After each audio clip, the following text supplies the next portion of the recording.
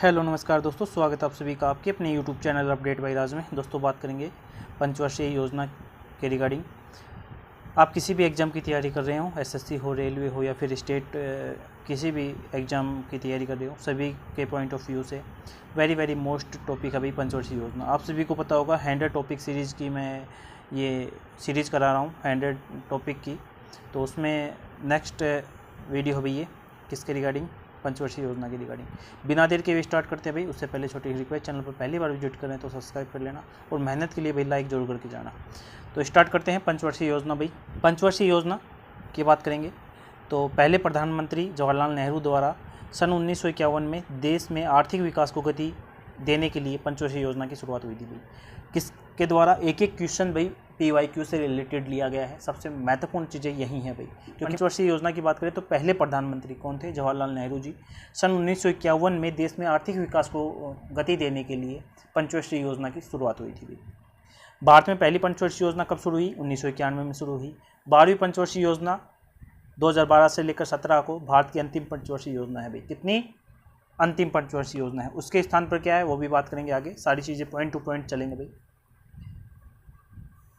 तो आगे देखते हैं। भारत में पंचवर्षीय योजना के प्रारंभ से पहले क्या थे भाई? योजना सर्वोदय, जन योजना, बॉम्बे योजना, गांधीवादी योजना अस्तित्व में थी भाई। किससे पहले? पंचवर्षीय योजना से पहले। एक क्वेश्चन बन चुका है दोस्त। भारत ने रूस से पंचवर्षीय योजना को अपनाया है। किस देश से अपनाया है? क्वेश्चन बनता है।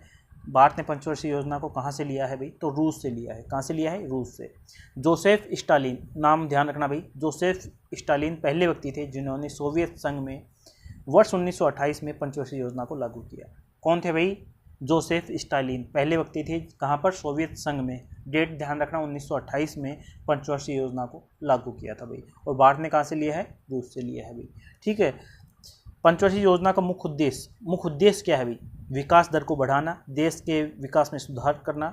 इन योजनाओं का उद्देश्य विकास, आधुनिकीकरण, आत्मनिर्भरता, सामान्यता जैसे लक्ष्यों को प्राप्त करना था भाई। ठीक है। पंचवर्षीय योजना का मुख्य उद्देश्य क्या था भाई? विकास को अपने देश में प्रगति लाना, यही पंचवर्षीय योजना का मूल उद्देश्य था भाई।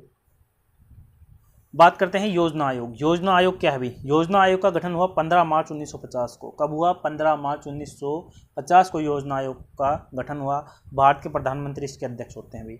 ठीक है। पहले अध्यक्ष कौन थे? पंडित जवाहरलाल नेहरू। क्यों होते हैं भाई इसके अध्यक्ष? कौन होते हैं? प्रधानमंत्री होते हैं।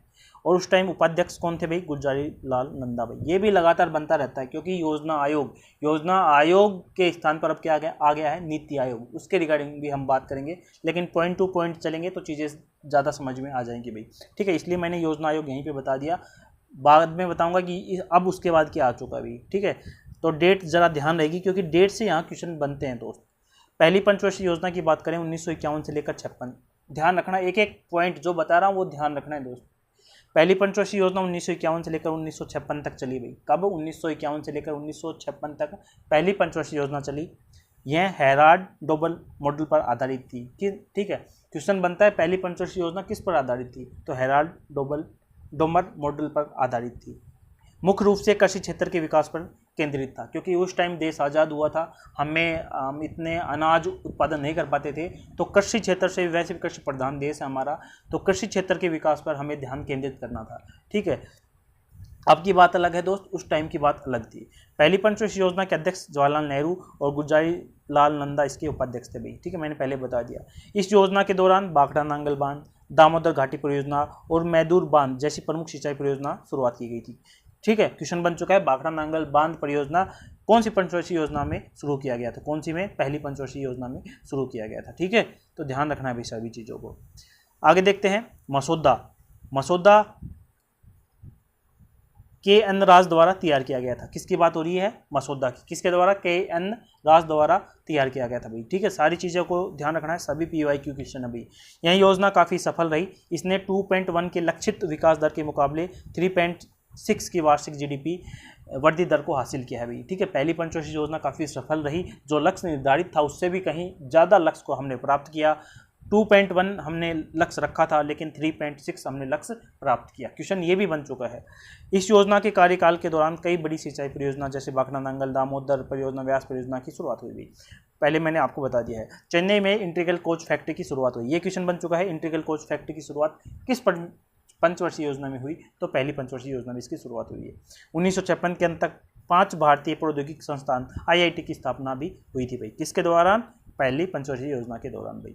ठीक है, चलिए भाई, पहली पंचवर्षीय योजना है, पॉइंट टू पॉइंट बात करेंगे ताकि सभी चीज़ें समझ में आएँ।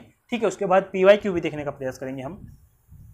आगे देखते हैं दूसरी पंचवर्षीय योजना। 1956 से लेकर 1961 कार्यकाल है भाई, इसका ध्यान रखना है। 1956 से लेकर 1961 तक क्या है? दूसरी पंचवर्षीय योजना। यह योजना PC महालनोबिस के 4 क्षेत्रीय मॉडल पर आधारित है भाई। ठीक है, किसकी योजना के आधार पर? PC महालनोबिस के आधार पर। दूसरी पंचवर्षीय योजना का मुख्य उद्देश्य क्या है भाई? उद्देश्य है तीव्र औद्योगिकरण करना। पहली में क्या था? कृषि पर हमें विशेष रूप से ध्यान दिया। दूसरी पर है उद्योग, क्योंकि फिर हमें उद्योग की भी आवश्यकता पड़ रही है भाई। देश आज़ाद हुआ है, अपने लोगों को हमें विकास की ओर लेके जाना है, तो पहले कृषि की ओर, क्योंकि पहले खाना चाहिए, उसके बाद हम काम करेंगे भाई। सिंपल सी बातें हैं, थोड़ा याद करने की ट्रिक है, वैसे समझिए या फिर लॉजिक भी लगाकर आप चीज़ों को रिलेट कर सकते हैं। लक्षित जो वृद्धि रखी गई 4.5 रखी गई, जबकि वास्तविक वृद्धि विकास दर थोड़ी कम रही 4.27%। ठीक है, लगभग सेम सी रही, थोड़ी सी कम रही भाई। इस पंचवर्षीय योजना में औद्योगिक नीति संकल्प नीति 1956 को लॉन्च किया गया भाई। क्वेश्चन बन चुका है, एक एक क्वेश्चन वहीं से लेके आया हूँ PYQ से। औद्योगिक नीति संकल्प 1956 को लॉन्च किया गया। जर्मनी के सहयोग से राउरकेला, ध्यान रखना है, जर्मनी के सहयोग से राउरकेला इस्पात संयंत्र उड़ीसा में है। रूस के सहयोग से भिलाई जो कि छत्तीसगढ़ में है। ब्रिटेन के सहयोग से दुर्गापुर इस्पात संयंत्र जो कि पश्चिम बंगाल में की स्थापना हुई। ठीक है, ध्यान रखना है, तीनों की कब हुई थी? दूसरे पंचवर्षीय योजना में। ठीक है, आगे देखते हैं तीसरी पंचवर्षीय योजना 1961 से लेकर 1966। यह पंचवर्षीय योजना जॉन सैंडी तथा सुखमय चक्रवर्ती मॉडल पर आधारित है। किसकी बात हो रही है? जॉन सैंडी और सुखमय चक्रवर्ती मॉडल पर आधारित है। किसकी बात हो रही है? तीसरी पंचवर्षीय योजना की। भारत के पहले प्रधानमंत्री जवाहरलाल नेहरू ने भारतीय संसद में इसे प्रस्तुत किया। सभी को पता होगा कब कौन थे वहाँ पर? उस टाइम प्रधानमंत्री जवाहरलाल नेहरू थे। इस योजना का उद्देश्य अर्थव्यवस्था को आत्मनिर्भर बनाना था भाई। ठीक है, इस योजना को गॉडगिल योजना भी कहते हैं, ध्यान रखना है। गॉडगिल योजना किस पंचवर्षीय योजना को कहते हैं? तो तीसरी पंचवर्षीय योजना को गॉडगिल योजना भी कहा जाता है। इस योजना के दौरान 1956 में हरित क्रांति की शुरुआत हुई थी। ठीक है, हरित क्रांति की शुरुआत कब हुई? 1965 में। और कौन सी पंचवर्षीय योजना के दौरान हुआ भाई? तो ये भी आपको ध्यान रखना है। बोकारो स्टील प्लांट की बात कर लेते हैं। IDBI बैंक की स्थापना 14 जनवरी 1965। भारतीय खाद्य निगम FCI की स्थापना तीसरी पंचवर्षीय योजना के दौरान ही हुई थी भाई।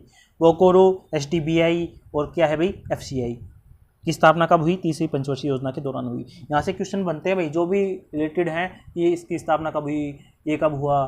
ठीक है, सारी चीज़ें पूछते हैं भाई। यह योजना अपने लक्ष्य 5.6% की वृद्धि दर को प्राप्त करने में असफल रही और 2.4 प्रतिवर्ष की वृद्धि दर ही प्राप्त कर सकी भाई। ठीक है, सबसे असफल पंचवर्षीय योजना की बात करें, क्वेश्चन बनता है कौन सी रही भाई? तो कौन सी रही? तीसरी ही रही। कारण क्या है? कारण बता देता हूँ आप सभी को। कारण देखते हैं भाई। कारण है, एक तो भारत-चीन युद्ध, भारत और चीन का युद्ध हुआ 1962 में। भारत-पाक का युद्ध हुआ 1965 में। साथ ही गंभीर सूखा इस योजना की विफलता के प्रमुख कारण हैं। ये भी क्वेश्चन बनता है, तीसरी पंचवर्षीय योजना के असफलता का कारण निम्न में से कौन से हैं भाई? ठीक है, क्या है? भारत पाक युद्ध हुआ 1962 में। 1965 में भारत और पाकिस्तान का युद्ध हुआ, उसके बाद सूखा भी पड़ गया। हर तरीके से चारों ओर से घिर गए थे हम, इसलिए यह योजना असफल रही। तीसरी पंचवर्षीय योजना की विफलता के बाद सरकार को 3 योजनाएं, ठीक है, 3 योजना अवकाश की घोषणा करनी पड़ी। 1966 से लेकर 1969 क्या रहा भाई? योजना अवकाश रहा भाई। ठीक है, प्रत्येक साल योजना का निर्माण चला भाई इसमें। ठीक है, तो ध्यान रखना है। चौथी पंचवर्षीय योजना 1969 से लेकर 1974 के बीच रही। बात करते हैं चौथी पंचवर्षीय योजना की भाई। योजना की बात करें तो अशोक रुद्र मेनन मॉडल पर आधारित थी भाई। ध्यान रखना है, प्रत्येक का मॉडल कौन से मॉडल पर आधारित रही? तो किस पर? अशोक रुद्र मेनन मॉडल पर। गॉडगिल फॉर्मूला भी कहा जाता है किसे? चौथी पंचवर्षीय योजना को। इसे प्रधानमंत्री इंदिरा गांधी के कार्यकाल के दौरान पेश किया जाता है भाई। क्वेश्चन पूछते हैं, ठीक है, पहली कौन थी भाई दूसरे कार्यकाल के दौरान? ऐसा कुछ क्वेश्चन था, बना था भाई, मैं PYQ में करवाऊंगा आप सभी को। तो क्वेश्चन अच्छा क्वेश्चन था। तो चौथी पंचवर्षीय योजना है भाई, ध्यान रखना, इंदिरा गांधी। यह योजना स्थिरता के साथ विकास के विशिष्ट उद्देश्य के साथ शुरू की गई थी भाई। इस योजना की लक्षित वृद्धि दर 5.7% थी, जबकि वास्तविक विकास दर 3.4% थी। इस योजना के असफल होने का प्रमुख कारण बांग्लादेशी शरणार्थियों का आगमन था भाई। क्या था भाई? बांग्लादेशी जो थे उनका आगमन इसका प्रमुख कारण माना जाता है भाई। अगला वेरी मोस्ट, सरकार ने 14 प्रमुख भारतीय बैंकों का राष्ट्रीयकरण कर दिया गया। इसरो की स्थापना हुई और परमाणु परीक्षण हुआ भाई। ठीक है, परमाणु परीक्षण भी हुआ था। इंदिरा गांधी प्रधानमंत्री थी उसी टाइम। एक दूसरे से रिलेटेड करते चलेंगे। कोड क्या था? इस्माइल बुद्धा था, कोड था भाई।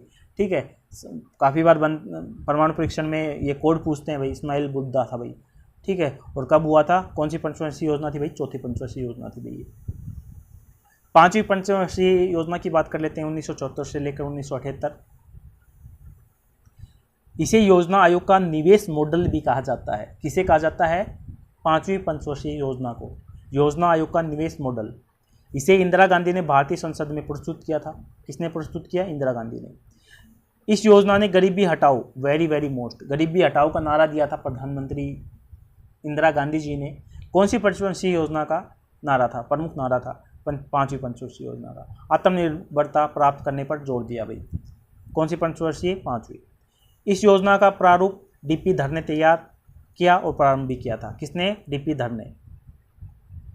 मोरारजी देसाई सरकार ने 1978 में इस योजना को खारिज कर दिया गया। ठीक है, कब? 1978 में। समय से पहले ही खारिज होने वाली पंचवर्षीय योजना है। कौन सी है भाई वो? अपने टाइम पीरियड से पहले ही कौन सी है? पांचवी पंचवर्षीय योजना है भाई। पांचवी पंचवर्षीय योजना केवल 4 साल ही चली। इस योजना में भारतीय राष्ट्रीय राजमार्ग प्रणाली की शुरुआत हुई भाई।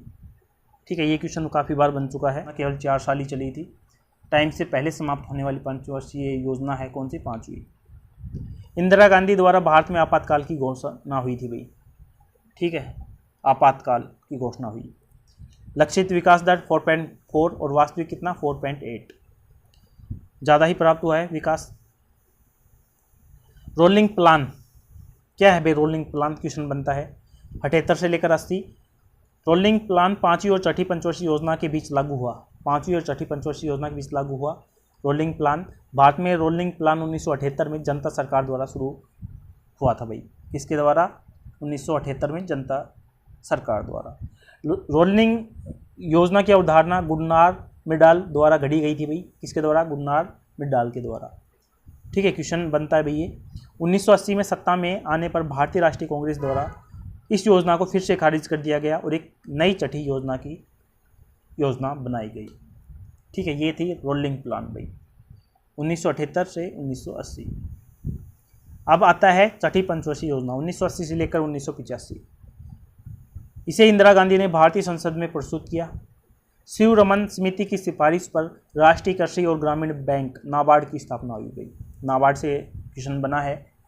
कौन सी पंचवर्षीय योजना? छठी पंचवर्षीय योजना भाई। जनसंख्या वृद्धि को नियंत्रण करने के लिए परिवार नियोजन कार्यक्रम शुरू हुआ भाई। ठीक है, कौन सी पंचवर्षीय योजना का लक्ष्य है भाई? तो छठी का है भाई। आगे बढ़ते हैं।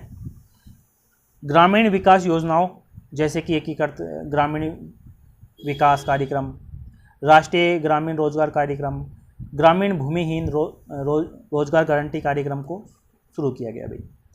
लक्ष्य ध्यान रखना है, विकास दर 5.2% और वास्तविक जो रहा 5.7% रहा भाई। इस योजना जिसे 2 बार लॉन्च किया गया, क्वेश्चन बन चुका है। कौन सी योजना को 2 बार लॉन्च किया गया? एक बार जनता सरकार द्वारा, दूसरी बार कांग्रेस पार्टी के द्वारा। क्वेश्चन बन चुका है। ठीक है, क्वेश्चन बन चुका है तो याद रखना है आप सभी को। कौन सी पंचवर्षीय योजना है भाई? छठी पंचवर्षीय योजना। आगे देखते हैं 7वीं पंचवर्षीय योजना 1985 से लेकर 90। यह योजना प्रधानमंत्री राजीव गांधी के कार्यकाल के दौरान प्रस्तुत की गई है। 7वीं पंचवर्षीय योजना ने खाद्यान्न उत्पादन में तेजी लाने, रोजगार बढ़ाने, उत्पादकता में सुधार करने पर ध्यान केंद्रित किया भाई। भारत में नीली क्रांति मिशन के रूप में शुरू किया गया था भाई। कौन सी पंचवर्षीय योजना? 7वीं पंचवर्षीय योजना, नीली क्रांति मिशन। योजना में प्रति व्यक्ति आय में 3.6 प्रति वर्ष की दर से वृद्धि हुई भाई। किसकी बात हो रही है? प्रति व्यक्ति आय की बात हो रही है भाई। इस योजना में श्रम शक्ति रिपोर्ट पेश किया गया भाई। क्वेश्चन बन चुका है। श्रम शक्ति रिपोर्ट पेश हुआ, कब? 7वीं पंचवर्षीय योजना में। इस योजना में भोजन, काम और उत्पादन का नारा दिया गया है। ध्यान रखना है, भोजन, काम और उत्पादन का नारा कौन सी पंचवर्षीय योजना में दिया गया? तो 7वीं में दिया गया। लक्षित वृद्धि दर रहा 5%, जबकि वास्तविक कितनी रही? 6.01% रही। क्या है? रही ये विकास दर रही गई। आगे बढ़ते हैं 8वीं पंचवर्षीय योजना। 8वीं पंचवर्षीय योजना 1992 से लेकर 97 के बीच रही। पीवी नरसिम्हा राव ने संसद में इसे प्रस्तुत किया भाई। 8वीं योजना ने मानव संसाधन का विकास और उद्योग के आधुनिकीकरण को बढ़ावा दिया है भाई। मानव संसाधन का विकास और उद्योगों पर ज़्यादा इन्होंने बल दिया भाई। 8वीं पंचवर्षीय योजना में रोजगार सृजन के लिए पशुपालन, मत्स्य पालन, बागवानी, ग्रामीण उद्योग के क्षेत्रों पर जोर दिया गया था भाई। 8वीं पंचवर्षीय योजना के अंतर्गत एलपीजी रिफॉर्म विशेष रूप से ध्यान रखना है आया था भाई। ठीक है, 8वीं पंचवर्षीय योजना क्वेश्चन वेरी मोस्ट है। एलपीजी रिफॉर्म कब आया भाई? तो 8वीं पंचवर्षीय योजना में आया भाई।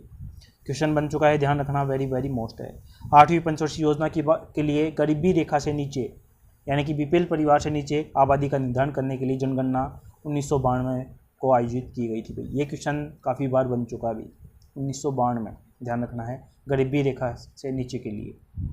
इस पंचवर्षीय योजना में मिड डे मील योजना 1995, प्रधानमंत्री रोजगार योजना 1993 में भी शुरू हुई। मिड डे मील योजना 1995 और प्रधानमंत्री रोजगार योजना कब शुरू हुई भाई? 1993 में।